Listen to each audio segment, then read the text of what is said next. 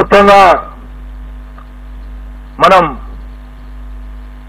ఆంధ్రప్రదేశ్ ముఖ్యమంత్రి శ్రీ వైఎస్ జగన్మోహన్ రెడ్డి గారు పులివెందుల అసెంబ్లీ నియోజకవర్గం నుండి భారీ మెజార్టీతో గెలవబోతా ఉన్నారు. అలాగే సిదిరి అప్పలరాజు గారు ప్రస్తుత మంత్రి పలాస నుండి ఓటమి చవిచేడిపోతా ఉన్నారు.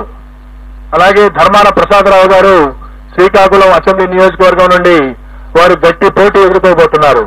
నేను ఎక్కడైతే గట్టి పోటీ అని సంబోధిస్తానో అక్కడ మా మార్జిన్ ఆఫ్ ఎర్రర్ ఏదైతే ఉంటుందో +or-3% కు లోబడి ఫలితం ఉండే అవకాశం ఉంటుంది.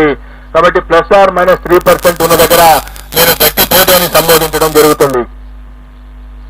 అలాగే పీడిక రాజన్న దొర సాలూరు అసెంబ్లీ నియోజకవర్గం నుండి గెలుపొందబోతా ఉన్నారు. అలాగే బొత్స సత్యనారాయణ గారు ప్రస్తుత మంత్రి మాజీ పిసిసి అధ్యక్షులు చీపురుపల్లి అసెంబ్లీ నియోజకవర్గం నుండి మంచి మెజారిటీతో గెలుపొందబోతా ఉన్నారు.